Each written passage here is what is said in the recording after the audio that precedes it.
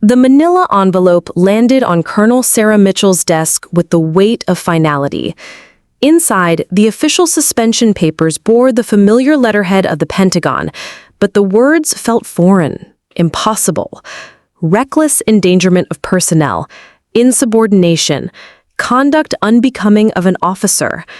After 15 years of distinguished service, 3 Purple Hearts, and countless successful missions across 4 theaters of operation, her career was being reduced to a handful of accusations typed on official stationery.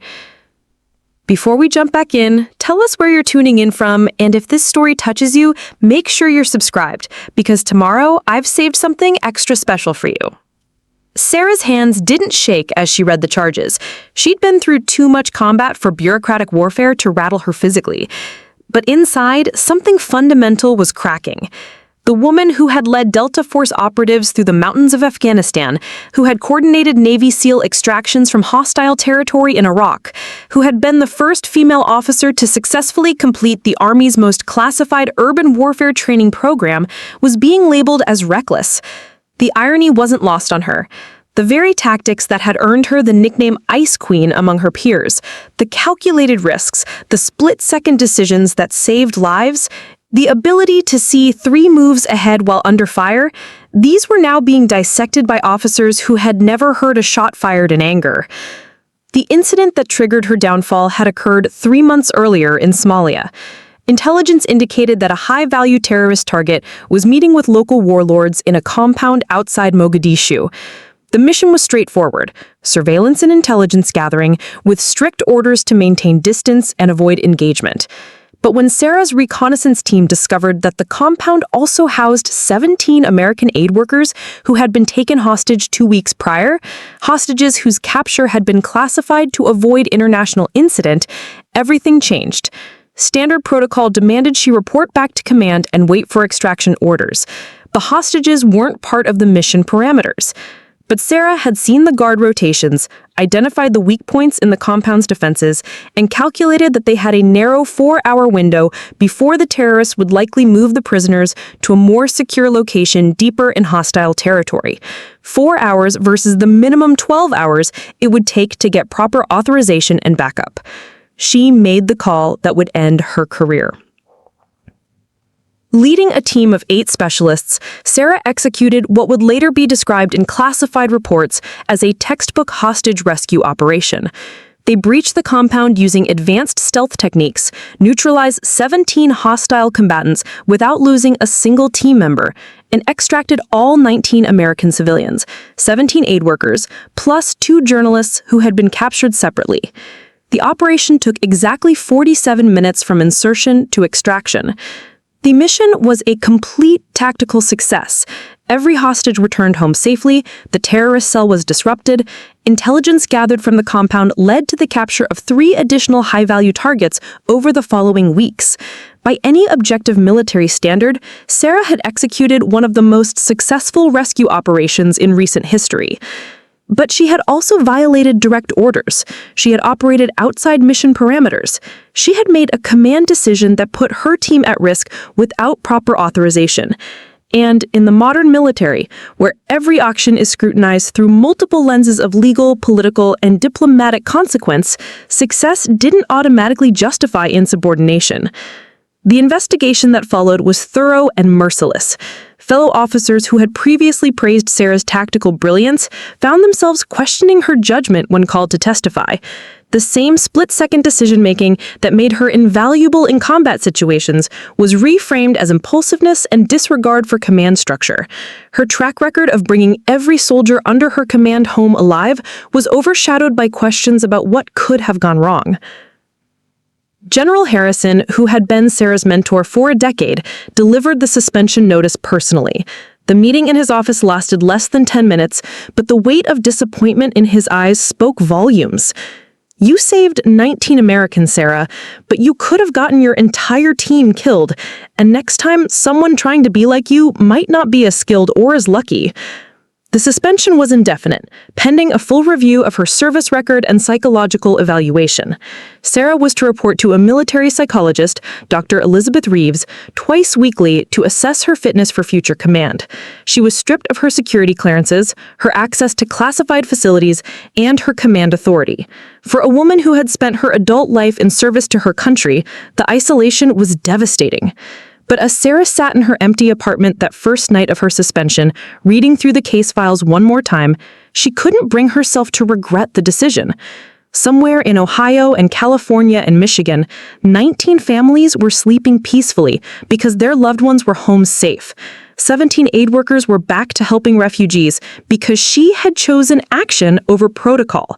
2 journalists were able to continue reporting the truth because she had valued human life over military procedure. The question that would haunt her through the long months ahead wasn't whether she had made the right choice. She knew she had. The question was whether she would ever get the chance to make that choice again.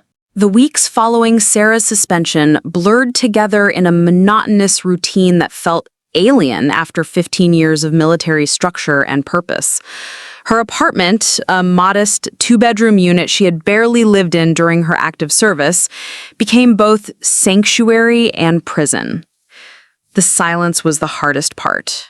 No morning briefings, no urgent communications, no sound of helicopters or the controlled chaos of military operations that had provided the soundtrack to her adult life.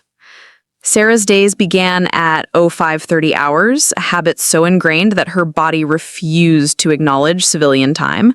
She would make coffee, review news reports from global conflict zones, and study tactical analyses of ongoing operations in Syria, Afghanistan, and Somalia, situations where her expertise might have made a difference if she were still considered trustworthy enough to serve. The financial reality of suspension hit harder than she had anticipated. Military pay had stopped immediately, replaced by basic allowance payments that covered rent and necessities, but eliminated the comfortable security she had taken for granted. Sarah found herself shopping at discount grocery stores, comparing prices on items she had never thought about during deployments when military logistics handled such mundane concerns. More challenging than financial constraints was the social isolation. Fellow officers who had previously sought her tactical advice and professional mentorship now avoided contact, protecting their own careers from association with a suspended colleague. Phone calls that might have included invitations to military social events or professional development opportunities simply stopped coming. Sarah understood the institutional logic, but the personal cost was significant. Her sister Jennifer called weekly from Colorado, offering support and repeatedly suggesting that Sarah consider relocating closer to family. "You could start over," Jennifer would say during their conversations. "Maybe this is an opportunity to have a normal life, settle down, maybe meet someone who isn't in the military." But Sarah struggled to envision what normal life might look like for someone whose professional identity had been entirely military for 15 years. Civilian career counselors suggested private security work, corporate consulting, or government contractor positions that would utilize her tactical expertise. Yet each option felt like a diluted version of the military service that had given her life meaning and purpose. The hardest part was watching international news reports about conflicts where she knew her expertise could make a difference. When a terrorist attack in Europe demonstrated tactical approaches she had encountered and countered in previous operations, Sarah found herself analyzing the incident and developing response strategies that no one would ever request. When humanitarian crises developed in regions where she had operational experience, she identified intervention opportunities that would never be implemented because she was no longer trusted with classified information or command authority. Sarah began visiting the local Veterans Affairs Office, initially for practical matters like healthcare and benefits processing, but gradually finding value in conversations with other former military personnel who understood the challenge of transitioning from service to civilian life. Many had faced similar identity crises, struggling to find purpose and meaning outside the military structure that had defined their adult existence. The hardest part isn't learning civilian skills, explained Marcus Williams, a former Marine Corps sergeant who had been medically retired after losing his leg in Iraq. It's figuring out who you are when you're not serving something bigger than yourself. In the military, your value is clear. You protect people. You serve your country. You make decisions that matter. In civilian life, you're just another person trying to pay bills and figure out what to do with your time. Sarah found these conversations both comforting and disturbing. She wasn't ready to accept that her service was over, that her 15 years of tactical expertise and leadership experience were now irrelevant to national security. But she also recognized the pattern Marcus described, the sense of disconnection from civilian concerns that seemed trivial compared to the life and death decisions that had characterized her military career. Her apartment became filled with books about transitioning from military to civilian careers, guides to private sector employment, and applications for positions that would utilize her security clearance and tactical experience once her suspension was resolved. Sarah dutifully filled out forms and wrote cover letters explaining her qualifications, but each application felt like a compromise, a step away from the direct service to country that had motivated her career choices. The psychological evaluation sessions with Dr. Reeves provided some structure to her weeks, but Sarah found herself increasingly frustrated by the clinical analysis of her military decision-making. The doctor's questions seemed designed to identify pathology in choices that Sarah continued to believe were tactically sound and morally necessary. How do you explain to a civilian psychologist that saving 17 American lives was worth the risk of violating orders, especially when the violation had been successful? During their fifth session, Dr. Reeves asked a question that caught Sarah off guard. What would you do differently if you faced the same situation again? Sarah had expected this question eventually and had prepared what she thought was the politically correct answer about respecting chain of command and following proper procedures. But sitting in the sterile office, thinking about 17 aid workers who were alive because she had chosen action over protocol, she found herself unable to deliver the response that might help her career. Dr. Reeves, she said carefully, if I knew that following orders would result in innocent Americans dying, and I had the capability to save them, I would make the same choice again.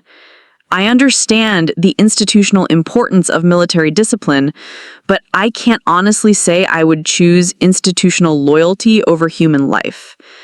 The silence that followed lasted nearly a minute, and Sarah knew she probably extended her suspension indefinitely. 3 months into her suspension, Sarah received a phone call that crystallized the reality of her situation.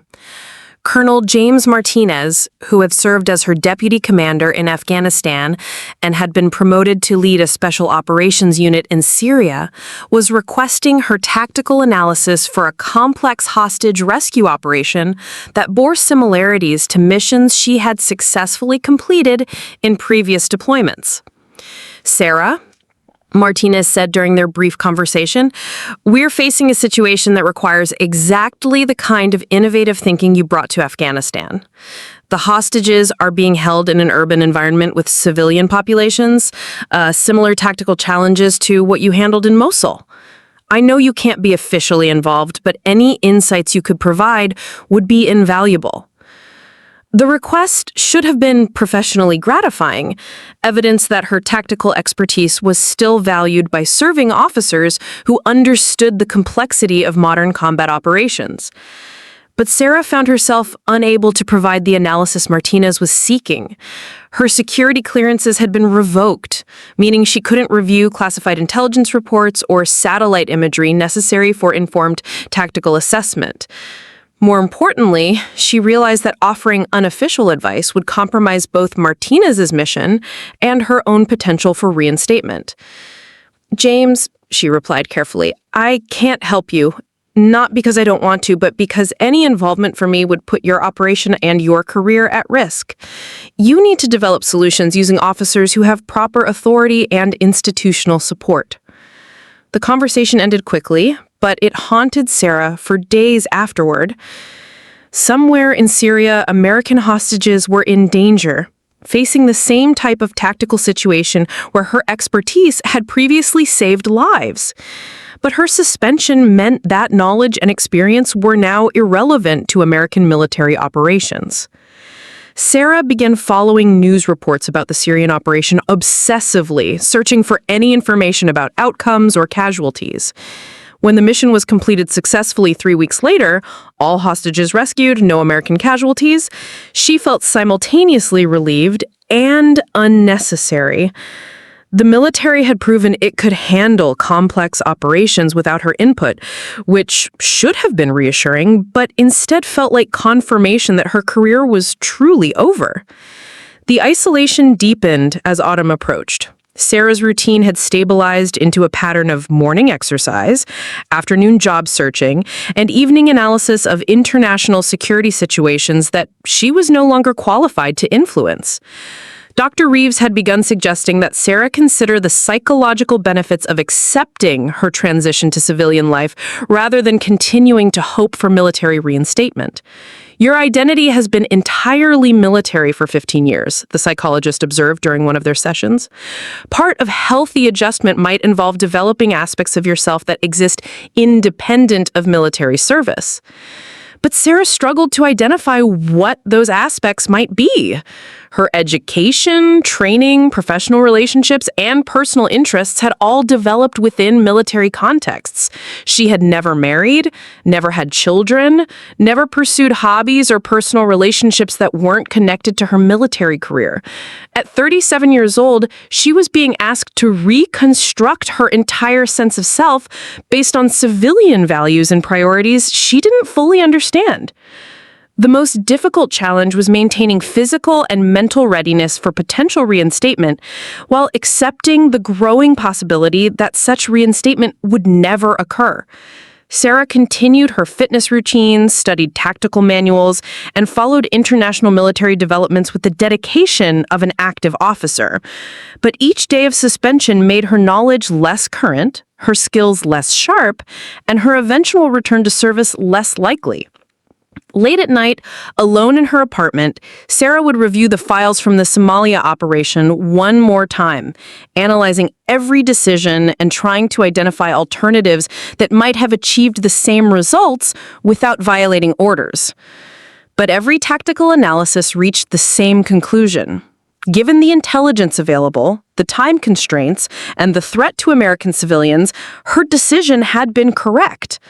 The institution that had trained her to make such decisions was now punishing her for making them successfully.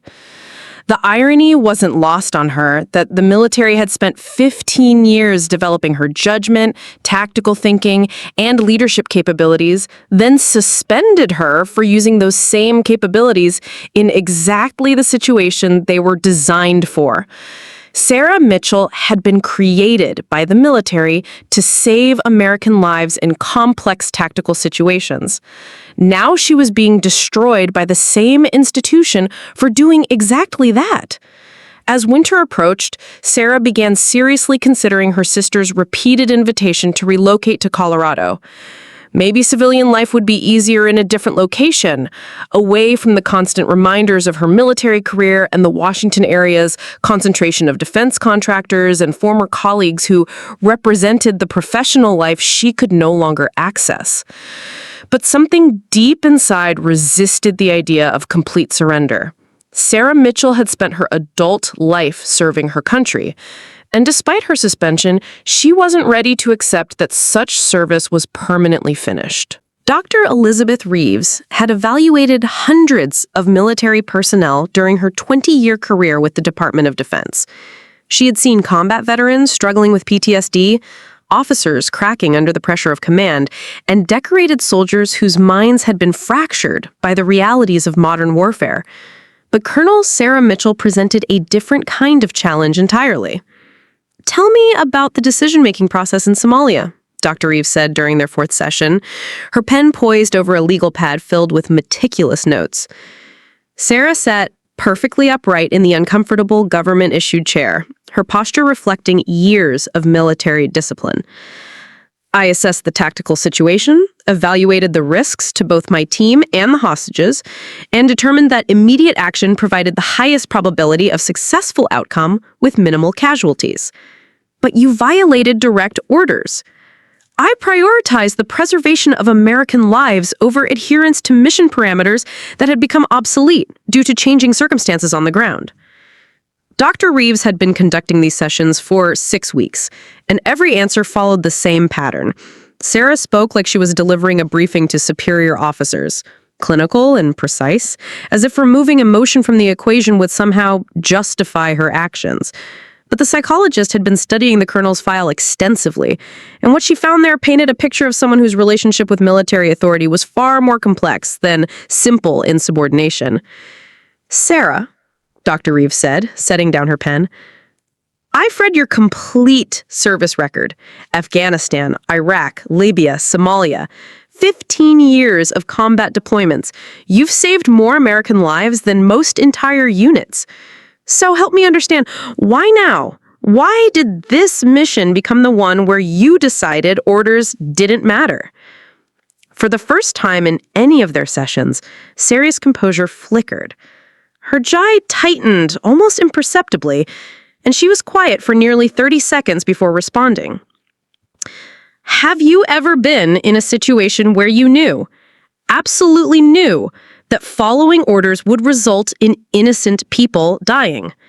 Sarah's voice remained steady, but something fundamental had shifted in her tone. Not theoretical casualties, not strategic acceptable losses, actual human beings with names and families, people who were counting on you to make the right choice. Dr. Reeves had been in such situations, though not in military contexts. She had worked with first responders, with emergency room doctors, with people whose jobs required them to make impossible choices under extreme pressure. She understood the weight of responsibility that Sarah carried, but she also understood the necessity of military hierarchy and command structure. "The military functions on discipline and order," Dr. Reeves replied carefully. "Individual officers can't simply decide when orders don't apply to them, regardless of their personal judgment about the situation." "Then 17 aid workers would be dead right now." Sarah's response was immediate and final. "Dr. Reeves, I've spent my entire adult life following orders. I've led men and women into situations where I knew some of them wouldn't come home because those were my orders and I believed in the mission. I've made decisions that kept me awake for months afterward because the cost of military objectives sometimes includes American blood. But this was not a military objective. This was a bureaucratic failure that was going to get innocent civilians killed because nobody wanted to take responsibility for making the hard choice." Dr. Reeves made careful notes as Sarah continued, recognizing that they were finally approaching the psychological core of the issue. This wasn't about insubordination or reckless tactics. This was about a career military officer who had reached a critical juncture between institutional loyalty and moral conviction. "You've been in command positions for 8 years. You've had to make difficult decisions before. What made Somalia different?" Sarah was quiet for a long time, staring out the small window of the office toward the parking lot where other military personnel came and went, continuing their careers while hers remained in limbo. "I think," she said finally, "it was the first time I realized that the people making the rules had never been where I was. They'd never stood outside a compound at 3 a.m, knowing that every minute of delay meant a higher probability that hostages would be executed or moved to a location where rescue becomes impossible. They'd never had to look through a scope and see American civilians tied to chairs while their captors debated which one to kill first to send a message." The room fell silent. Dr. Reeves had conducted thousands of hours of psychological evaluations, but she found herself genuinely moved by the colonel's quiet intensity. "The officers who suspended me," Sarah continued, "they're good people. They're patriots who want to serve their country, but they're making decisions about combat situations from conference rooms in Washington, applying peacetime protocols to wartime realities. And sometimes that gap between policy and practice becomes a death sentence for the people we're supposed to protect." Dr. Reeves reviewed her notes from the previous sessions, comparing them with Sarah's service record and the detailed reports from the Somalia incident. The psychological profile that emerged was not of an unstable officer or someone with authority issues. Instead, she was documenting the case of a highly competent military leader who had reached a critical juncture between institutional loyalty and moral conviction. What do you want to happen next, Sarah? If this evaluation determines you're fit for duty, what kind of assignment would you accept? Sarah smiled for the first time in any of their sessions, but it wasn't a happy expression. Dr. Reeves, I think we both know that regardless of what your evaluation says, my career is over. The military doesn't forgive officers who make command decisions based on personal judgment instead of orders. I'll never be trusted with significant responsibility again. While Sarah Mitchell continued her psychological evaluations in a sterile government office, a crisis was developing half a world away that would test the limits of American military capability. In the war-torn landscape of northern Syria, a situation was unfolding that would ultimately prove that some problems require solutions that exist outside the boundaries of conventional military thinking. The crisis began on a Tuesday morning in Damascus, when Syrian government forces, backed by Russian military advisors, launched a coordinated offensive against rebel-held territory near the Turkish border. The operation itself wasn't unusual. The Syrian conflict had been raging for over a decade, with various factions controlling different regions in an ever-shifting map of allegiances and hostilities. What made this particular offensive significant was its target, a strategically crucial valley that housed not only rebel fighters, but also the largest refugee camp in northern Syria. The Al-Nayrab refugee camp was home to over 200,000 displaced civilians, including women, children, elderly people, and wounded combatants from multiple factions who had sought sanctuary under international humanitarian protections. The camp also served as a crucial supply route for medical aid and food assistance coordinated by the United Nations and several international relief organizations. Capturing the valley would give Syrian government forces control over a vital corridor connecting Damascus to Aleppo, but it would also create one of the largest humanitarian disasters in the region's modern history. Initially, the Pentagon's response was measured and conventional. Intelligence suggested that the Syrian offensive would likely stall once international pressure mounted and humanitarian concerns were raised in the UN Security Council. The Russian military advisors were believed to be focused primarily on strategic objectives rather than civilian displacement. American forces in the region were ordered to maintain their existing positions, monitor the situation, and provide intelligence support to NATO allies who might be affected by increased refugee movements toward Turkish territory. But by Thursday, it became clear that this assessment was dangerously incorrect. Syrian artillery positions began systematic bombardment of civilian areas within the refugee camp. Hospitals and schools, clearly marked with internationally recognized humanitarian symbols, were targeted deliberately in what military analysts recognized as a terror campaign designed to force mass civilian evacuation. Surveillance footage showed government forces setting up what appeared to be preparation for chemical weapons deployment, a violation of multiple international treaties, and a red line that had triggered American military response in the past. General Patricia Hawkins, commanding general of Central Command, found herself facing an impossible strategic puzzle. The Syrian government forces were operating with sophisticated anti-aircraft systems provided by their Russian allies, making traditional air support extremely dangerous. The terrain of the valley was mountainous and heavily fortified, with multiple layers of defensive positions that would require massive ground forces to overcome. Most critically, any large-scale American military intervention would likely trigger direct confrontation with Russian forces, potentially escalating a regional humanitarian crisis into a global military conflict. But doing nothing meant watching 200,000 civilians face systematic extermination or chemical weapons attacks filmed in real time by international journalists who remained trapped in the camp. General Hawkins convened emergency strategy sessions with her senior staff, trying to identify military options that could protect the civilian population without triggering broader international conflict. Traditional approaches, airstrikes, artillery support, rapid deployment of ground forces, all carried unacceptable risks of Russian retaliation or civilian casualties. The Syrian forces had specifically positioned their military assets within and around civilian areas, using the refugee population as human shields while simultaneously targeting them for elimination.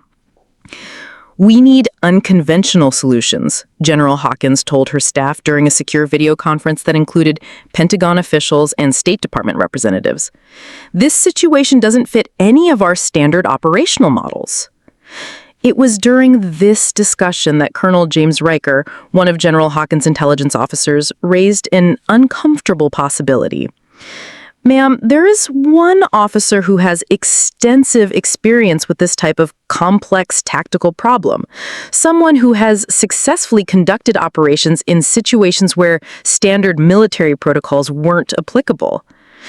The room fell silent. Everyone knew exactly who Colonel Riker was referring to, and everyone understood the implications of what he was suggesting. Colonel Mitchell is currently suspended. She's undergoing psychological evaluation and has no security clearances. Yes, ma'am, but her service record indicates specific expertise in exactly this type of scenario: hostile territory, civilian populations, limited resources, complex political constraints. The Somalia rescue operation, despite the disciplinary issues, demonstrated tactical innovations that might be applicable here. General Hawkins had served alongside Sarah Mitchell in Iraq 8 years earlier, before her promotion to general rank.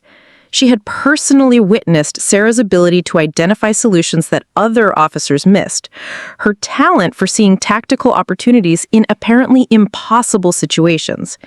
She also understood why Sarah had been suspended, and she agreed with the institutional necessity of maintaining military discipline and respect for command authority.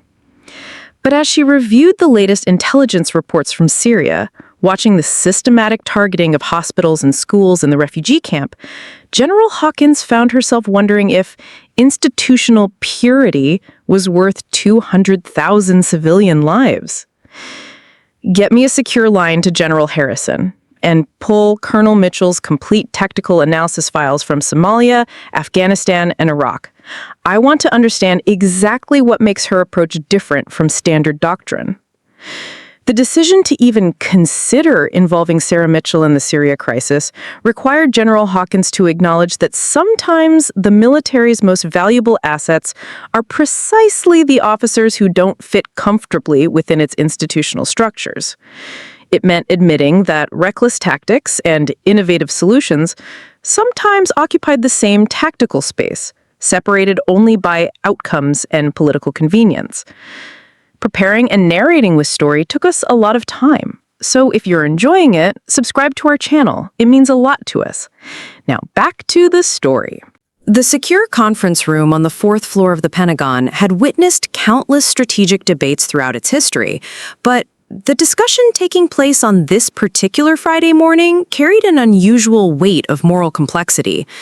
3 generals sat around the polished oak table, each representing different branches of military leadership, united by their growing conviction that conventional approaches to the Syria crisis were insufficient.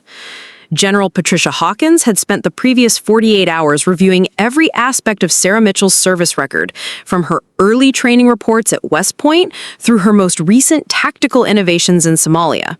What emerged from this analysis was a pattern of strategic thinking that consistently identified unconventional solutions to complex military problems.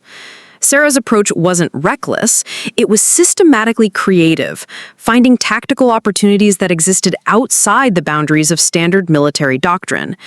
Her success rate is remarkable, General Hawkins told her colleagues, spreading classified files across the table. 97% mission success across 15 years of combat deployments, 0 American casualties under her direct command. But more importantly, look at the specific circumstances of her successful operations. General Michael Torres, a decorated Marine Corps commander who had served 2 tours in Afghanistan, examined the documents with growing interest. Each of Sarah's major successes had occurred in situations where standard military protocols were inadequate for the tactical realities on the ground.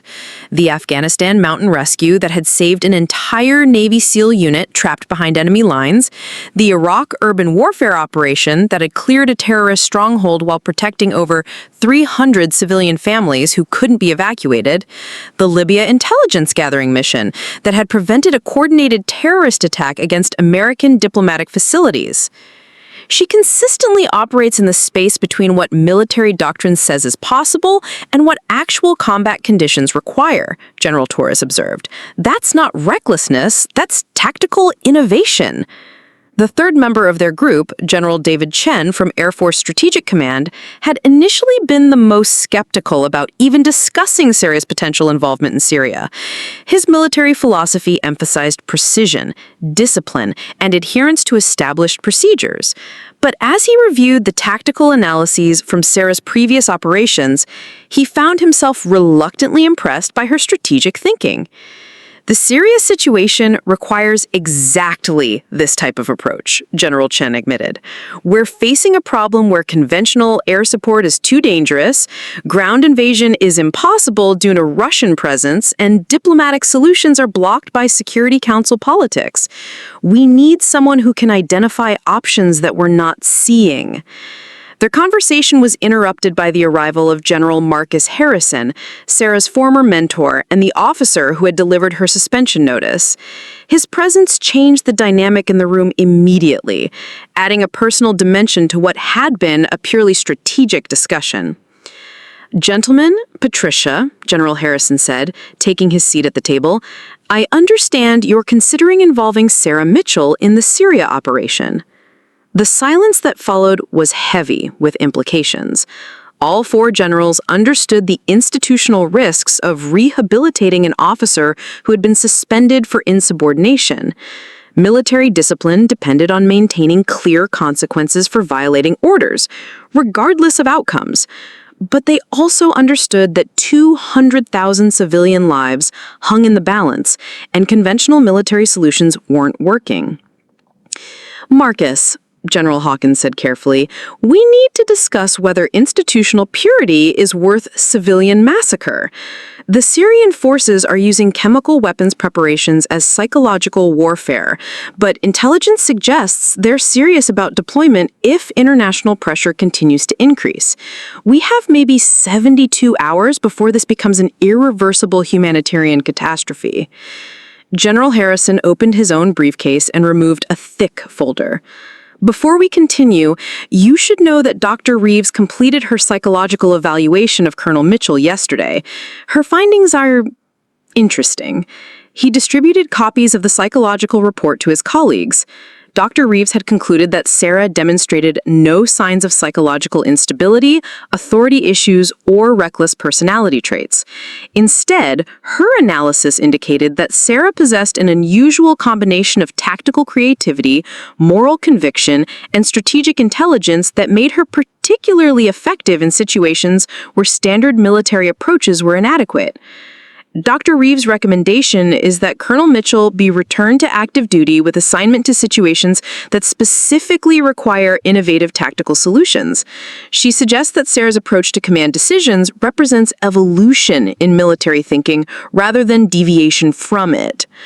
General Torres leaned forward, studying the psychological report. "What's her assessment of the Somalia incident specifically?"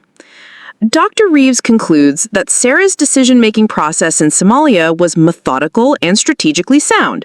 She identified a time-sensitive tactical opportunity, assessed risks to both her team and the hostages, and executed a plan that achieved optimal outcomes with minimal resources.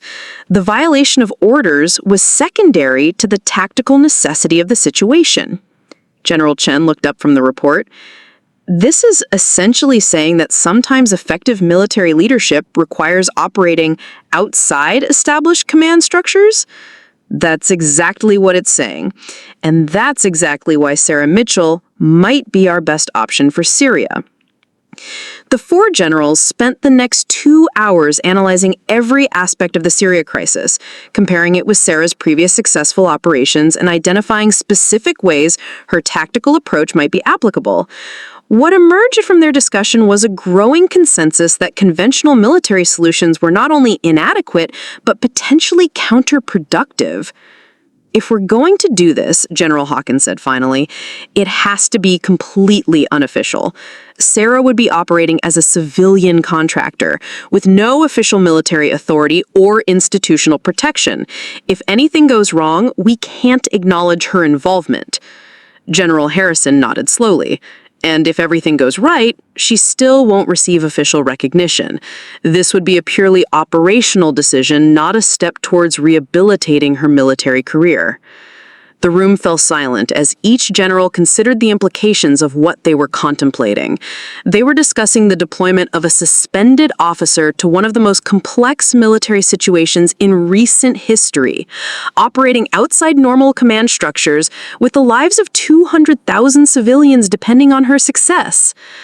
"I'll make the call," General Harrison said. Sarah Mitchell was standing in her kitchen at 6:30 a.m. on Saturday morning, preparing coffee and reviewing job applications for private security firms, when her secured phone rang. The device had been silent for 3 months. Her security clearances had been revoked, her military contacts had distanced themselves from her controversial suspension, and the civilian world seemed hesitant to embrace an officer whose career had ended in disciplinary action. The caller ID showed only a number she recognized as Pentagon routing, but that could mean anything from administrative follow-up to final processing of her discharge papers. Sarah answered on the third ring, her voice carrying the formal neutrality she had maintained throughout her suspension. "Colonel Mitchell?" "Sarah, it's Marcus Harrison. I need you to listen carefully to what I'm about to tell you, and I need you to understand that this conversation never happened." General Harrison's tone was unlike anything Sarah had heard from her former mentor during their 15-year professional relationship. The formal authority was still there, but underneath it was something that sounded almost like desperation. Sarah set down her coffee cup and moved to the window, an old habit from years of taking sensitive calls in potentially monitored environments. "I'm listening, sir." "There's a situation developing in Syria that requires unconventional tactical solutions.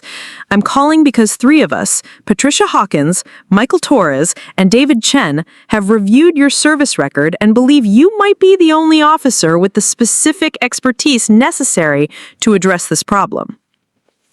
Sarah's mind immediately began analyzing the implications. Generals Hawkins, Torres, and Chen represented Central Command, Marine Corps, and Air Force Strategic Command, respectively. For 3 senior officers from different branches to reach consensus on involving a suspended colonel suggested a crisis of significant scope and complexity. "Sir, I'm currently under suspension and psychological evaluation. I don't have security clearances or operational authority." "I'm aware of your status, Sarah. Dr. Reeves completed her evaluation yesterday and recommended your return to active duty. But this situation can't wait for official reinstatement procedures. We need someone who can operate independently, develop innovative tactical approaches, and execute complex operations with minimal institutional support."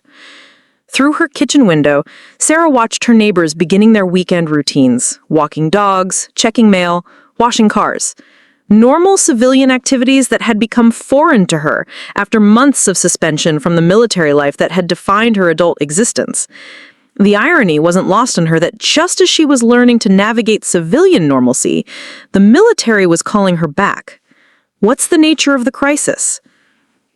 General Harrison's voice carried the weight of classified information and moral urgency. "Syrian government forces are conducting systematic attacks against a refugee camp housing 200,000 civilians. Intelligence indicates potential chemical weapons deployment within 48 to 72 hours. Standard military responses are compromised by Russian anti-aircraft systems and the political impossibility of direct confrontation with Moscow." Sarah closed her eyes, immediately visualizing the tactical parameters. She had studied Syrian geography and military capabilities during her strategic training, and she understood the complexity of operating in a theater where American forces had to balance humanitarian objectives against geopolitical constraints. You need someone to develop extraction or protection options that don't trigger international incident, she said, not asking, but stating the tactical reality. Exactly. Someone who can identify opportunities that conventional military thinking might miss. Someone who has experience operating in situations where standard protocols are inadequate for the mission requirements. There was a long pause as Sarah processed what General Harrison was really asking. This wasn't about official reinstatement or career rehabilitation. This was about using her tactical expertise while maintaining complete deniability for the Pentagon. If the operation succeeded, she would receive no recognition. If it failed, her involvement would never be acknowledged. What kind of support would be available? Limited. You would operate as a civilian contractor with access to intelligence reports and logistical coordination, but no official military authority. The team would be volunteer personnel operating outside normal command structures. Equipment and transport would be provided, but with no institutional connection to Department of Defense. Sarah understood immediately why the three generals had chosen to approach her through General Harrison rather than official channels. This wasn't a military operation. It was a deniable action that required someone willing to take personal responsibility for outcomes while accepting institutional abandonment if things went wrong. How long do I have to decide? The situation is deteriorating rapidly. If you're interested, I need to know within 2 hours. If you accept, transport will be arranged to get you to a staging area in Turkey where you can review intelligence and begin tactical planning. Sarah walked through her small apartment, looking at the civilian life that she had been attempting to build during her suspension. Job applications spread across her dining table, a lease agreement she had signed for an apartment near her sister's family in Colorado, books about transitioning from military to civilian careers. The ordinary components of a normal life that had felt so foreign after 15 years of military service. But as she moved through the quiet space, her mind was already shifting into operational mode, analyzing the Syrian situation and identifying the type of tactical challenges that had defined her military career. The refugee camp would be in a valley, surrounded by elevated positions controlled by Syrian forces. Chemical weapons deployment would require specific weather conditions and civilian evacuation routes. Protection would require either neutralizing the Syrian positions or creating secure corridors for mass evacuation. "Marcus," she said finally, "I need you to understand something. If I do this, I'm not doing it to rehabilitate my career or prove anything to the Pentagon.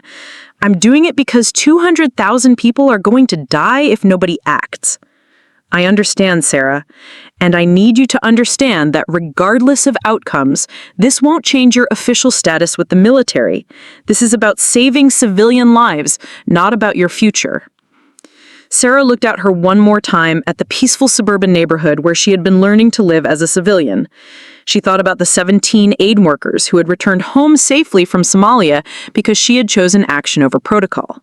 She thought about the psychological evaluation sessions where Dr. Reeves had helped her understand that her approach to military service was about moral conviction rather than institutional rebellion. "I'll do it, Sarah. Send me the intelligence reports and staging information. And Marcus, thank you for the call." "Sarah," General Harrison said quietly, "bring them home." 24 hours after General Harrison's call, Sarah found herself in a nondescript warehouse facility outside Adana, Turkey, surrounded by classified intelligence reports, satellite imagery, and tactical maps that painted a grim picture of the developing crisis in northern Syria.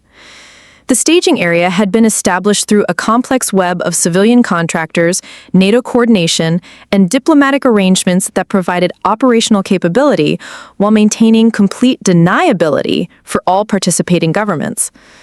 The intelligence briefing was conducted by James Morrison, a retired CIA operative who had worked in the Syrian theater for over a decade. Morrison's analysis was comprehensive and deeply disturbing. Syrian government forces, supported by Russian military advisors, had systematically positioned artillery and chemical weapons preparation sites in locations that maximized civilian casualties while minimizing opportunities for international intervention. The Al-Nairab refugee camp is essentially a killing ground, Morrison explained, pointing to aerial photographs that showed the strategic positioning of Syrian forces. They've placed artillery batteries on the surrounding ridgelines, creating overlapping fields of fire that cover every possible evacuation route.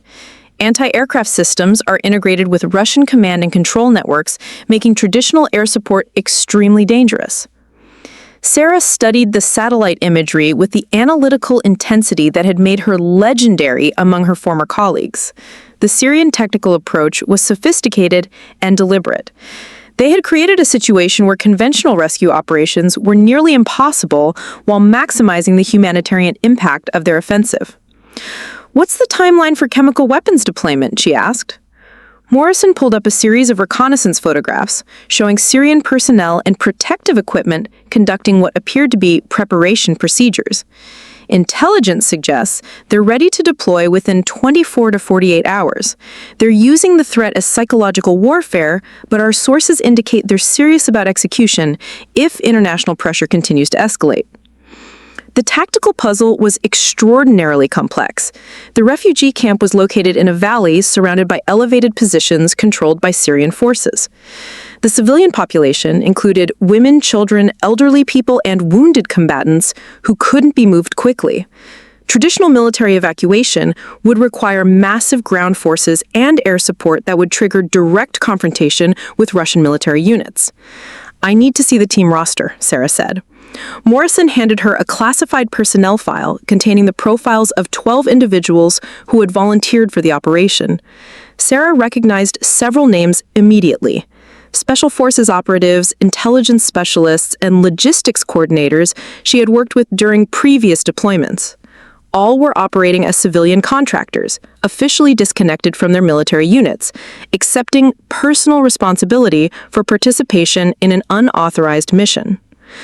Master Sergeant Tony Rodriguez had served under Sarah's command in Afghanistan and Iraq. His expertise in explosive ordnance disposal and urban warfare made him invaluable for navigating the complex tactical environment of the Syrian operation. Staff Sergeant Maria Santos had coordinated air support during the Somalia hostage rescue, demonstrating the kind of adaptive thinking that would be essential for operating without traditional military backup. Captain David Park, a Special Forces medic, had volunteered specifically because of the humanitarian nature of the mission. Lieutenant Jennifer Walsh brought linguistic skills and cultural expertise that would be crucial for communicating with refugee camp leadership and coordinating civilian evacuation procedures. "These people are risking their careers to be here," Morrison observed. "If this operation goes public, they'll face the same disciplinary action you experienced." Sarah nodded, understanding the weight of responsibility that came with leading volunteers who were sacrificing their professional futures for civilian lives. Each team member had made the same moral calculation she had made in Somalia, that some situations required personal action regardless of institutional consequences. What kind of equipment and logistical support is available? Morrison led her to another section of the warehouse where specialized equipment had been assembled through the same complex web of contractors and informal arrangements that had created the staging facility. Advanced communication systems, medical supplies, transportation assets, and specialized tactical gear. Everything necessary for a complex rescue operation, but nothing that could be officially traced to American military sources. "The Turkish government is providing unofficial cooperation," Morrison explained. "They can't officially support American military action in Syria, but they're allowing logistical coordination and emergency medical facilities for civilian refugees. If you can get people out of the camp, Turkey will provide sanctuary." Sarah spent the next several hours reviewing intelligence reports and developing preliminary tactical approaches.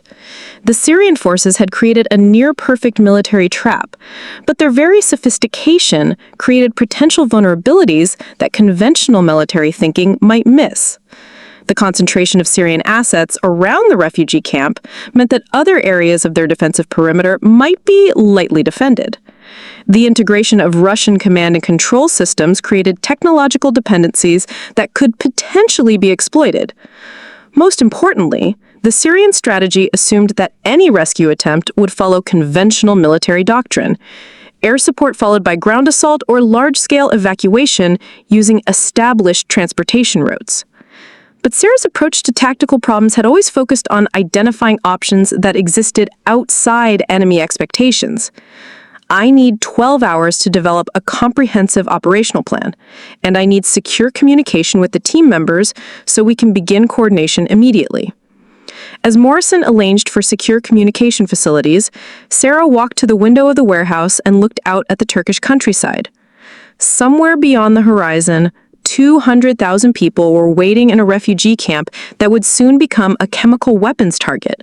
Syrian artillery was ranged on their positions, Russian anti-aircraft systems were preventing traditional rescue operations, and the international community was paralyzed by political constraints. But Sarah had built her career on finding solutions in impossible situations, on identifying tactical opportunities that other officers couldn't see. As she began sketching preliminary operational concepts, she felt the familiar clarity that came with complex military problems. This wasn't about rehabilitation or career redemption. This was about using 15 years of tactical expertise to save lives when conventional approaches had failed. Sarah's operational plan took shape over 18 hours of intensive analysis, drawing on intelligence reports, satellite imagery, and her team's collective expertise in unconventional warfare. What emerged was a tactical approach that deliberately violated every principle of conventional military doctrine while maximizing the probability of civilian survival. The Syrian forces are expecting either a direct assault or mass evacuation, Sarah explained to her assembled team during their first secure video conference. Their defensive positions are optimized for both scenarios, but they're not prepared for something that doesn't look like a military operation at all. The warehouse conference room had been transformed into a tactical operations center, with large displays showing real-time satellite feeds, weather reports, and communication intercepts from Syrian and Russian military units. Sarah's 12-person team represented decades of specialized combat experience, but even they found her proposed approach initially difficult to accept. You're talking about walking into a chemical weapons target zone with minimal equipment and no extraction guarantee, observed Captain David Park, the Special Forces medic who would be responsible for coordinating medical support during the operation. I'm talking about creating a humanitarian corridor that doesn't trigger Syrian defensive responses because it doesn't follow military protocol. The moment we approach this as a military operation, we're fighting Syrian artillery, Russian anti-aircraft systems, and international political constraints. But if we approach it as a civilian humanitarian mission, we change the entire tactical landscape. Master Sergeant Rodriguez, who had served under Sarah's command in 2 previous theaters, leaned forward to study the operational timeline. Walk me through the approach vector. How do we get 200,000 people out of a valley that's surrounded by hostile forces? Sarah moved to the large tactical display, using a laser pointer to trace movement patterns across the satellite imagery. We don't extract them all at once, we don't use traditional transportation assets, and we don't operate as a military unit. The core of her plan involved dividing the civilian population into manageable groups based on mobility and medical requirements. Instead of attempting mass evacuation, which would create obvious targets for Syrian artillery, the operation would focus on creating multiple small-scale movement corridors that appeared to be spontaneous refugee migration rather than coordinated military extraction. Syrian forces are monitoring for military vehicles, organized formations, and electronic signatures that indicate American special operations. But they're not prepared for what looks like organic civilian movement, especially if it occurs during weather conditions that limit their surveillance capabilities. Lieutenant Jennifer Walsh, the linguistics specialist, raised concerns about coordination with refugee camp leadership. How do we communicate the evacuation plan to 200,000 people without creating panic or security breaches that alert Syrian intelligence? Sarah had anticipated this challenge. We don't communicate with the entire population initially. We identify key leaders within the camp, medical personnel, religious figures, camp administrators, and provide them with specific information about safe movement corridors. They coordinate civilian movement through established camp communication networks, making it appear as though evacuation decisions are being made independently by refugee groups. The weather component of the operation was crucial. Intelligence indicated that a severe storm system would move through the region within 72 hours, creating conditions that would limit Syrian surveillance capabilities while providing natural cover for civilian movement. The same weather that would make traditional military operations more dangerous would actually enhance the effectiveness of Sarah's unconventional approach. Syrian artillery positions are optimized for clear weather targeting. Storm conditions will reduce their accuracy significantly, while also limiting the effectiveness of Russian electronic surveillance systems. We use the weather as a tactical ally rather than an obstacle. Staff Sergeant Santos, who would be coordinating communication systems, reviewed the electronic warfare aspects of the plan. Syrian and Russian forces will be monitoring for American military communication signatures. How do we maintain operational coordination without revealing our presence? Sarah's solution involved using civilian communication networks and technologies that wouldn't trigger military monitoring systems. Instead of traditional military radios, the team would operate using modified civilian devices that communicated through commercial satellite networks. Coordination with refugee camp leadership would occur through humanitarian aid communication channels that were already established and wouldn't appear suspicious to Syrian intelligence. The entire operation has to look like a natural humanitarian crisis response rather than a military rescue mission, Sarah emphasized. Syrian forces are prepared for American special operations. They're not prepared for what appears to be spontaneous civilian migration, coordinated through humanitarian organizations. The medical component of the operation presented particular challenges. The refugee camp population included thousands of wounded individuals, elderly people, and children who couldn't move quickly or independently. Captain Park had developed a triage system that prioritized the most vulnerable individuals while creating medical stations along the evacuation corridors. We established temporary medical facilities that look like humanitarian aid stations rather than military field hospitals. Turkish authorities will provide emergency medical support once civilians cross the border, but we need to keep people alive and mobile during the evacuation process. The timeline for the operation was compressed and unforgiving. Syrian chemical weapons deployment was expected within 48 hours, meaning the evacuation had to begin immediately and be completed before Syrian forces recognized what was happening and adjusted their defensive positions accordingly. This plan requires perfect execution and a significant amount of luck, Morrison observed after reviewing the operational details. If Syrian forces identify this as an American military operation, they'll target civilian evacuation corridors with artillery and potentially accelerate chemical weapons deployment. Sarah nodded, understanding the risks better than anyone else in the room.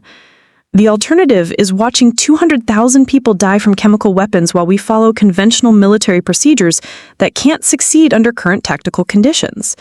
This approach gives us the best probability of saving the maximum number of civilian lives.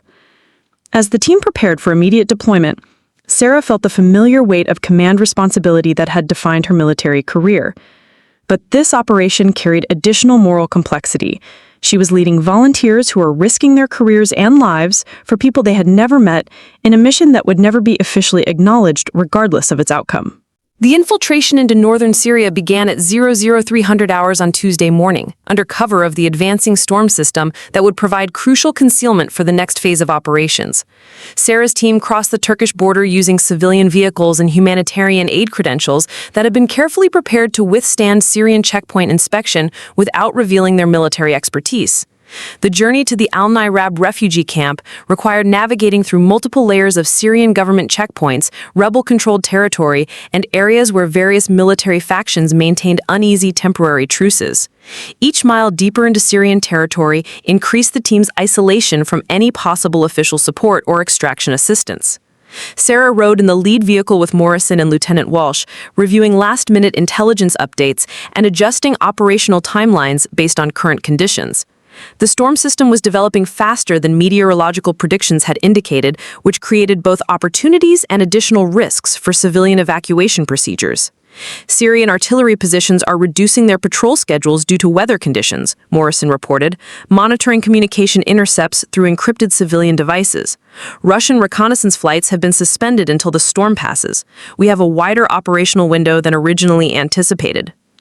The refugee camp appeared gradually through the pre-dawn darkness, a sprawling collection of temporary structures, medical tents, and improvised shelters that housed one of the largest displaced civilian populations in the Middle Eastern conflict zone.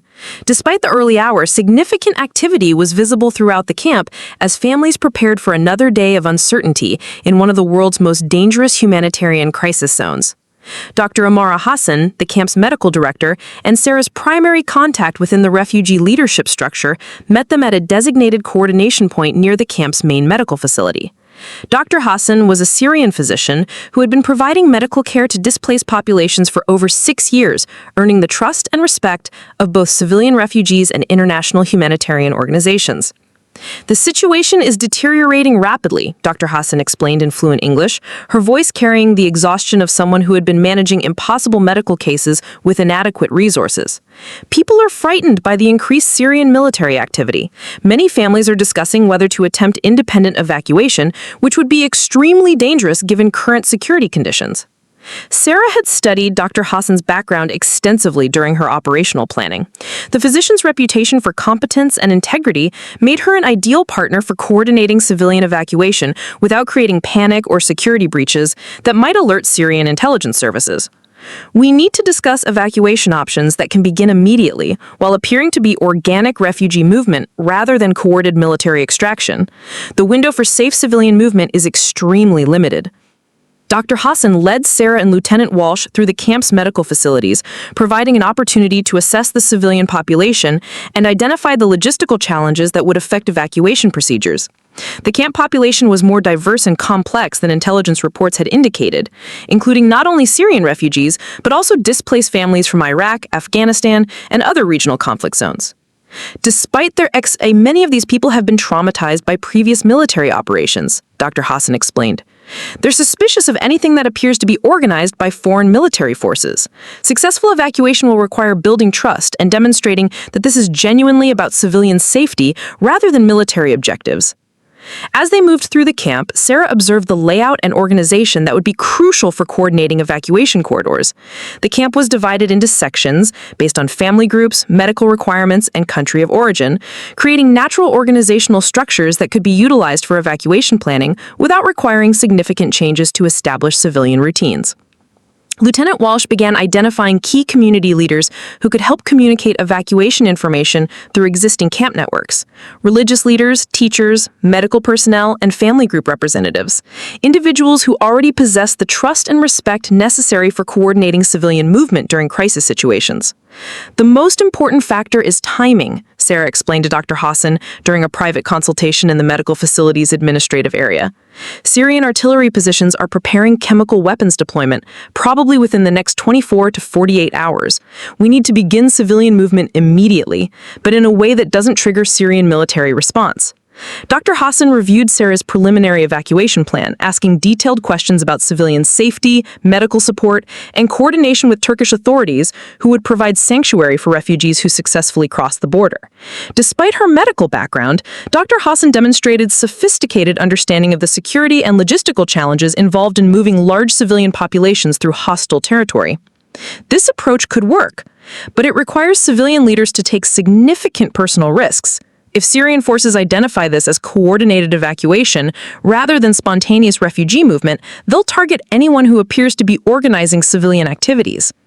Sarah understood the moral complexity of what she was asking civilian leaders to accept.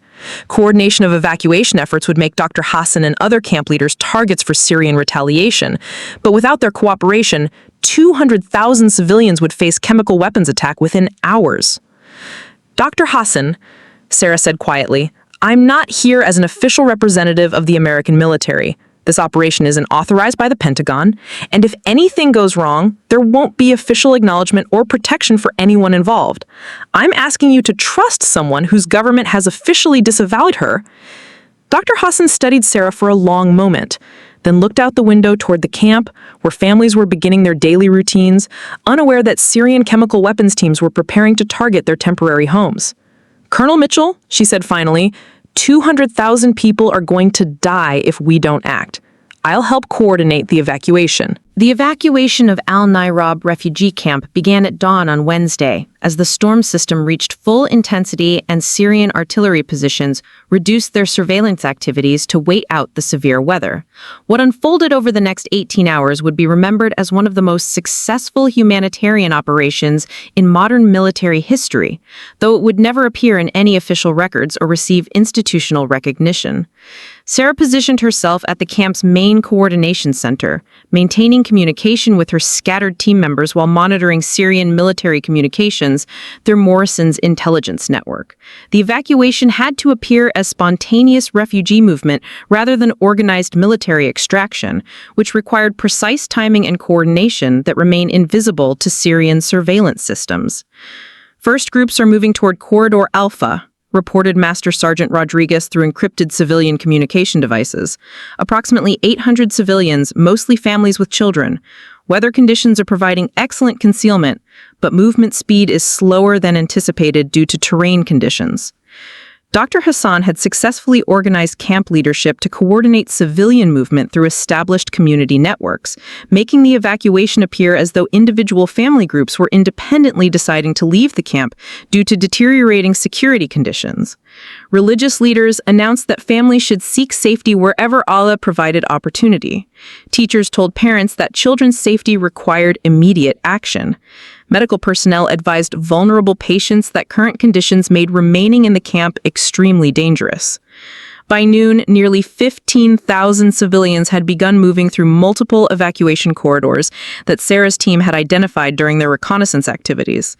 The movement appeared chaotic and unorganized to Syrian observers, but was actually following carefully planned routes that avoided Syrian artillery positions, while providing maximum natural concealment during the storm. Syrian forces are reporting increased refugee movement, but they're interpreting it as panic reaction to deteriorating weather and security conditions, Morrison updated through secure communication. No indication that they've identified this as coordinated evacuation. The medical component of the operation was proving more challenging than anticipated. Captain Park had established temporary aid stations along the evacuation routes, but the volume of wounded and elderly refugees requiring medical assistance was straining available resources. Turkish authorities had positioned emergency medical facilities just across the border, but getting vulnerable civilians through the final kilometers of Syrian territory required continuous medical support. We're dealing with hypothermia, dehydration, and panic attacks in addition to existing medical conditions, Park reported. Some civilians are too weak to continue movement without extended rest, but stopping exposes them to Syrian patrol detection. Sarah made the decision that would define the entire operation's success or failure. Instead of maintaining safe distance from civilian groups, she ordered her team members to integrate directly with refugee families, providing immediate medical assistance and movement guidance while maintaining their cover as civilian humanitarian workers. All team members transitioned to full civilian integration. We're not observing this evacuation, we're participating in it. Stay with the civilian groups, provide direct assistance, and maintain communication through humanitarian aid networks only. Lieutenant Walsh had positioned herself with a large group of families that included numerous children and elderly individuals moving through the most dangerous corridor, a route that passed within 2 kilometers of Syrian artillery positions but provided the shortest path to Turkish sanctuary. Syrian military patrol approaching from the east, Walsh whispered into her communication device while helping an elderly woman navigate through difficult terrain. Approximately 40 civilians in this group, including multiple children who can't move quickly, need immediate guidance on whether to shelter in place or continue movement. Sarah reviewed tactical displays showing Syrian patrol locations, weather conditions, and civilian movement corridors. The decision required balancing immediate physical danger from Syrian forces against the broader timeline pressure of chemical weapons deployment that could occur at any moment. Continue movement, but modify a route to use natural terrain concealment. Syrian patrol is moving on predictable schedule. You have a 12-minute window to cross their surveillance zone before they complete their circuit. By evening, over 180,000 civilians had successfully crossed into Turkish territory, where emergency medical facilities and temporary refugee processing centers had been established to provide immediate humanitarian assistance. The evacuation had been so successful that Syrian forces remained unaware that it was coordinated rather than spontaneous, continuing their preparations for chemical weapons deployment against a refugee camp that was now largely empty. But 20,000 civilians remained in the camp, primarily individuals who were too wounded, too elderly, or too frightened to attempt the dangerous journey to Turkish sanctuary.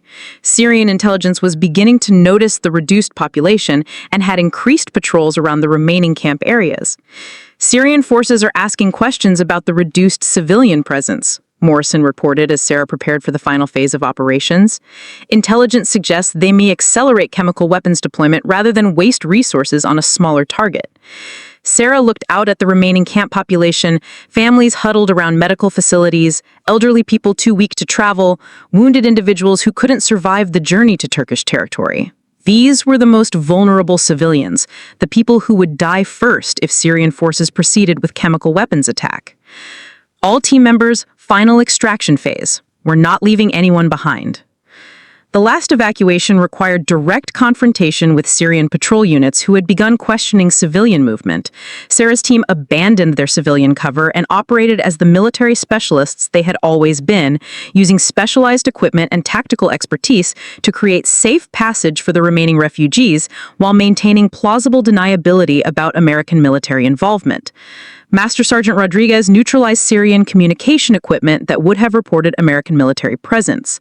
Staff Sergeant Santos coordinated air support from Turkish military units operating just across the border.